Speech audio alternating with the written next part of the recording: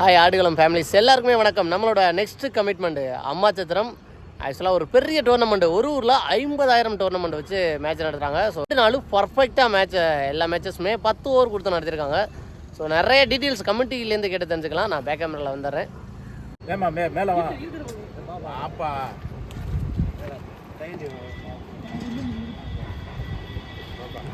Okay, first வீடியோவை committee members நிறைய பேர் இருக்காங்க. ஸோ நேமோட ஸ்டார்ட் பண்ணிடலாம். ஓவராலாக சொல்லிடுங்க ப்ரோ. என் பேர் நதீன், கண்ணன், கார்த்திக், அலைச்சாமி, நாராயணன், அது தெரியும், Vimalraj, Sathish, Elangovan, Praveenkumar, Suresh, Balamurugan. Okay, first of all என்னை இன்வைட் பண்ணதுக்கு ரொம்ப தேங்க்ஸ். நாள் பார்த்தீங்கன்னா 12, 13, 14, 7, 2024 வெள்ளி, சனி, ஞாயிறு. ஃபர்ஸ்ட் ப்ரைஸு ரூபாய் 50,001. ரெண்டாவது ப்ரைஸ் பார்த்தீங்கன்னா 40,001. மூன்றாவது ப்ரைஸு 30,001. நான்காம் பரிசு 20,001 மற்றும் ஐந்தாவது பரிசு ரூபாய் 10,001. இப்போ இந்த டோர்னமெண்ட்டு 50,000 விளையாட மேட்ச் வச்சுருக்கீங்க. ஸோ நீங்கள் விளையாட போனதுலேயே ப்ரைஸை செக்யூர் பண்ண ஹையஸ்ட் பெரிய டோர்னமெண்ட் அப்படின்னா என்ன டோர்னமெண்ட்டு, அந்த டோர்னமெண்ட்டோட ஊர் ப்ளஸ் அந்த டோர்னமெண்ட்டை பற்றி கொஞ்சம் சொல்லிடுங்கண்ணே. நாங்கள் ஹையஸ்ட்டாக எடுத்த ப்ரைஸ் பார்த்தீங்கன்னா குளவாய்ப்பட்டி பக்கத்தில் ஒரு மேலப்பட்டின்னு ஒரு ஊர், கீரனூர் பக்கத்தில் உள்ள குளவாய்ப்பட்டி பக்கத்தில் உள்ள மேலப்பட்டி. அங்கே ஒரு 40,000 ரூபா ப்ரைஸ் டோர்னமெண்ட் போனால் ஃபஸ்ட் ப்ரைஸ் நம்ம தான் இருந்தான். ஓகே, அந்த ஊர் நல்லா மேட்ச் நடத்துனாங்க. நம்ம பசங்க அன்றைக்கி நல்லா விளாண்டாங்க.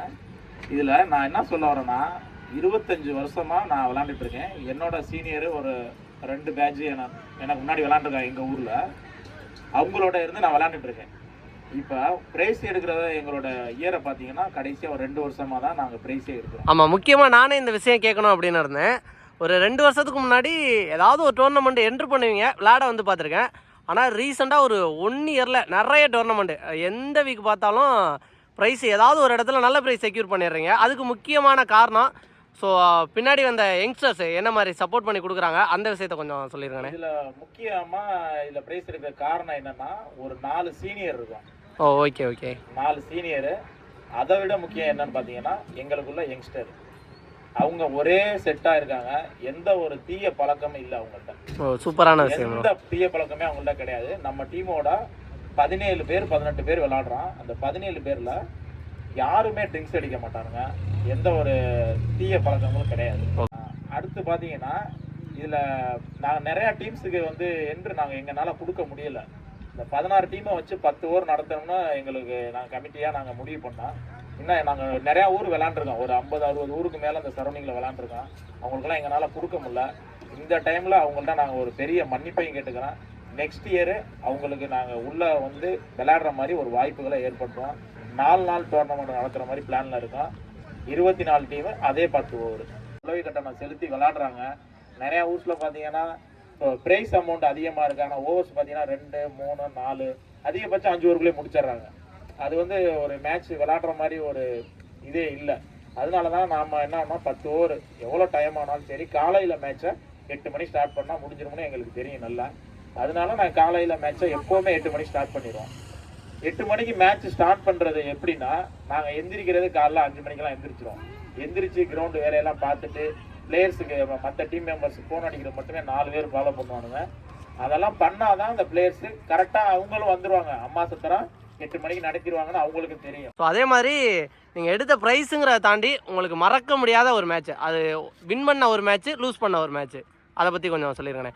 அதாவது இந்த மேட்ச் நாங்கள் நல்லா விளாண்டோம், பட் எங்களால் மறக்கவே முடியாது, லூஸ் பண்ணிங்கன்னு இருக்கும்ல, அந்த மேட்சை ஃபஸ்ட்டு சொல்லிடுங்கண்ணே. ராஜகோபாலபுரத்துட்ட லாஸ்ட்டாக இப்போ போன வாரம் நடந்த குளத்தூர் 50,000 டோர்னமெண்ட்டு, அது மேக்சிமம் தோத்தது காரணமே நான் தான். கீப்பர் தான் கொஞ்சம் மிஸ்டேக் பண்ணிட்டேன். அதில் ஒரு 70% என்னையை மட்டுமே சேரும். அது இன்னுமே அந்த தோல்வியை வந்து ஏற்றுக்க முடியல. அந்த ஒரு தோல்வியை வந்து மறக்கவே முடியல. நிறைய யங்ஸ்டர்ஸை வச்சு விளையாடும் போது இந்த மாதிரி சீனியர் பிளேயர் எத்தனை பேர் ஒத்துக்குவாங்கன்னு தெரில. ஸோ மேட்ச் லூஸ் பண்ணதுக்கு நான் தான் காரணம் அப்படிங்கிறத சொல்லியிருக்காரு.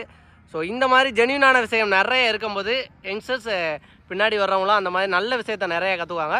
அதே மாதிரி ஜெயிச்ச மேட்ச் ஒன்று சொல்லிடுங்கண்ணே. ஜெயிச்ச மேட்ச்னா முல்லை நகர் லாஸ்ட் இயரில் 25,000 அந்த மேட்ச்சு. ஃபஸ்ட் டைமும் அங்கே தான் நாங்கள் ஃபஸ்ட் ப்ரைஸ் எடுக்கிறோம். அதுக்கு முன்னாடி எடுத்திருக்கோம். ஆனால் ஃபஸ்ட் ப்ரைஸ்னால் அங்கே தான் நாங்கள் பெரிய ஒரு அமௌண்ட்டுனா அதுதான் முல்லை நகர் லாஸ்ட் இயர் நடந்த டோர்னமெண்ட்டு. அது மறக்கவே முடியாது எப்போவுமே. அது எத்தனை வருஷங்கள் ஆனாலும் அந்த முல்லை நகர் மைதானத்தை மறக்கவே முடியாது. ஃபஸ்ட் டைமாக எடுத்த ஃபஸ்ட்டு ப்ரைஸ் அப்படிங்கும்போது கண்டிப்பாக மெமரபுளாக இருக்கும். பெரிய அமௌண்ட் அது எங்களுக்கு அது பெரிய அமௌண்ட் ஃபஸ்ட்டு எடுத்தது மறக்க முடியாது. இன்னைக்கு பசங்க எல்லாருமே ஒரு பேட்சாக நாங்கள் ஒரு நாலு பேர் தான் சீனியரு, மற்ற எல்லாமே ஒரே ஏஜ் பசங்க இருக்கானுங்க. அவங்க அதனால வந்து டீம் வந்து நல்லா இப்போ நீட்டாக செட் ஆகிட்டாங்க. ஓகே ப்ரோ, நீங்கள் உங்களோட எக்ஸ்பீரியன்ஸை பயன்படுத்தி நிறைய இடத்துல விளாட்றீங்க. உங்களுக்கு பின்னாடி வர்ற யங்ஸ்டர்ஸ் எப்படி விளாட்றாங்க, ஸோ அதுக்கு பின்னாடி வர்ற யங்ஸ்டர்ஸ் என்ன பண்ணணும் அப்படிங்கிறத கொஞ்சம் சொல்லிடுங்க. யங்ஸ்டர்ஸ் வந்து என்னன்னா அந்த சுச்சுவேஷன் தகுந்த மாதிரி அவங்க இன்னும் அவங்கள அடாப்ட் பண்ண மாட்டாங்க. ஒரு பயத்தோடய இருக்கிற மாதிரியே இருக்கிறாங்க. ஒரு சில பேர் அதில் சுச்சுவேஷன் தகுந்த மாதிரி விளாண்டுறாங்க. 4 பேர் இருக்காங்கன்னா அதில் 2 பேர் மட்டும்தான் அந்த சுச்சுவேஷன் தகுந்த மாதிரி வர்றாங்க. இன்னும் 2 பேர் அதுக்குள்ளே வர மாட்டுறாங்க. அவங்களுக்கு என்ன அப்பையில் வருதோ நாங்கள் வெளியிலேருந்து சொல்கிறதே கேட்க மாட்டுறாங்க. அவங்களுக்கு அந்த டைமில் எப்படி இருக்கோ அதை மாதிரி விளாண்டுறாங்க. அதை மாற்றிக்கிட்டாங்கன்னா நல்லாயிருக்கும். அவங்களுக்கு இருக்கிற ரொம்ப பாசிட்டிவாக இருக்குது. அவங்க இருக்கிறாங்க எதோனா தைரியமாக பண்ணுவோம். நீ எதோனா பண்ணு தம்பி, பின்னாடி நாங்கள் இருக்கோம், பால் உனக்கு தோன்ற பால் நீ பண்ணு, நீ சரியாக பண்ணுவேன்னு சொல்லி எங்களுக்கு ஒரு தைரியத்தை கொடுக்குறாங்க. அதெல்லாம் நாங்கள் கரெக்டாக எங்களோட கடை தரோம். ஓகே, உங்களுக்கு ஓகேண்ணா. அதே மாதிரி இப்போ நீங்கள் நிறைய டோர்னமெண்ட்டு ப்ரைஸு எடுத்துக்கிட்டு வரீங்க. ஸோ இப்போ விளையாட போகிறது அது யூஸ்ஃபுல்லான ஒரு விஷயமா இருக்கும். பட் ஸ்டார்டிங் ஸ்டேஜில் நிறைய மேட்சஸ் லூஸ் தானே பண்ணியிருப்பீங்க. ஏன்னா தோல்வி தானே வெற்றிக்கு முதற்படி. அப்படி இருக்கும்போது அந்த மாதிரி தோத்துக்கிட்டு இருக்கும்போது உங்களுக்கு எந்த சீனியர் பிளேயர் பூஸ்டப் பண்ணுவாங்க, எப்படி மோட்டிவேட் பண்ணி உங்களை கொண்டு போவாங்க, ஸ்பான்சர் பண்ணுவாங்க, அதை பற்றி கொஞ்சம் சொல்லிடுங்கண்ணா. எங்களுக்கு இதுக்கு முன்னாடி செந்தில்னு ஒரு எங்கள் கேப்டன் அவர் தான், எங்களுக்கு எல்லாமே அவர் தான். அந்த மாதிரி தான் சொல்லணும். நாங்கள் எங்கே போனாலும் செந்திலுங்கிற கல்குனியப்பட்டி செந்தில் அவர் வந்து மேனேஜராக இருக்கார். அரிஸ்டோன்ற கம்பெனியில் லாஸ்ட் டைம் இருந்தார். இப்போ சொந்தமாக பிஸ்னஸ்லாம் பண்ணிக்கிட்டு இருக்காரு. அவர் தான் எங்கே போனாலுமே எங்களுக்கு வெற்றியோ தோல்வியோ ஊக்கப்படுத்துவார். ரிட்டர்ன் வந்து ஸ்பான்சர் அவர் தான். எவ்வளோ செலவாக இருந்தாலும் அவர் ஒரே ஆள் தான் பார்த்துக்குவாரு. அவர் ஒரே ஆள் தான் பைக் வச்சுருப்பார். 2 பைக்கு கொடுத்து 8 பேரை நான் போய் ட்ரிப் போட்டு வருவேன் எல்லாத்துட்டையும். அந்த மாதிரி தான் அவர் இது பண்ணிக்கிட்டு இருந்தான். இன்னைக்கு வந்து இந்த அளவுக்கு வளர்ந்துருக்கோம்னா எங்களுக்கு ஒரு வேலை வாய்ப்பாக இருந்தாலும் சரி, எதாக இருந்தாலும் சரி, எங்களுக்கு வந்து ரொம்ப ஊக்கப்படுத்தினது அவர் தான்.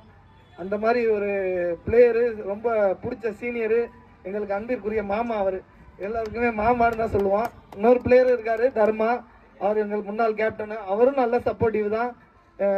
அவரை பற்றி இன்னும் ராசு எங்களோட முன்னாள் இளைஞர் அவர் பேசுவார்.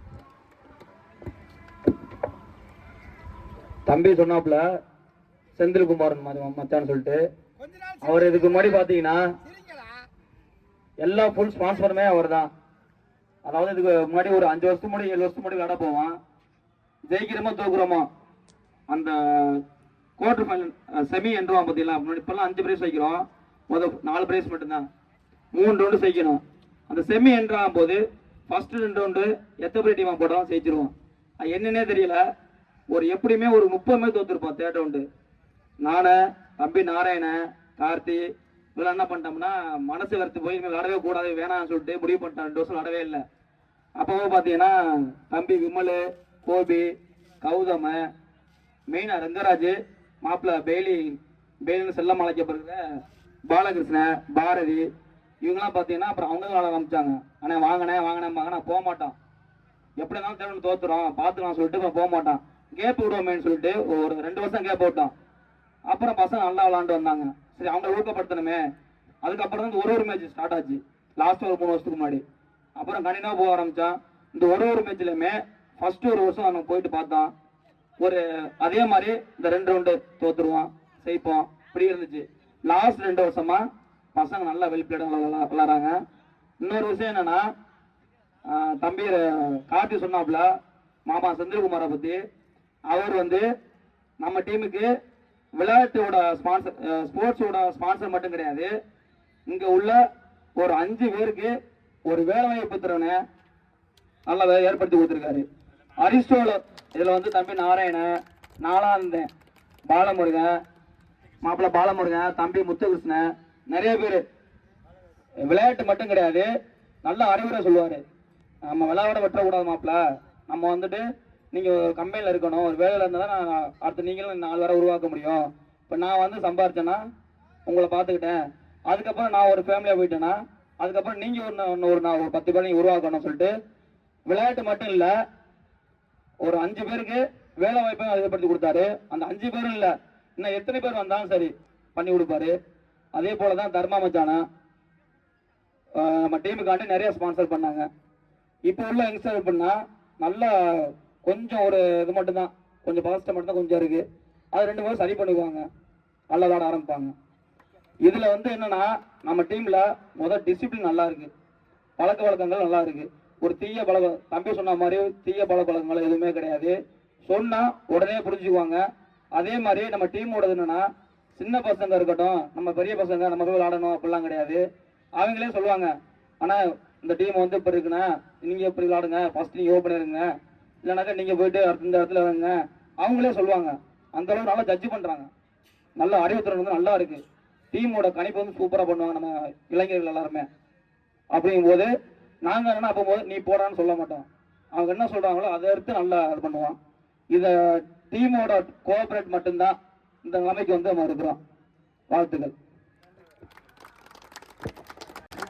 இந்த 3 நாளாக அருமை தம்பி நமக்கு யூடியூப் சேனல் பார்த்தீங்கன்னா ஆடுகளம் 3307 உரிமையாளர் ஜெயா அவர்களுக்கு அம்மா சத்திரம் டாக்டர் ஏபிஜே அப்துல் கலாம் இளைஞர் குழுவார் மனமார்ந்த நன்றிகளையும் வாழ்த்துக்களையும் தெரிவித்துக் கொள்கிறோம்.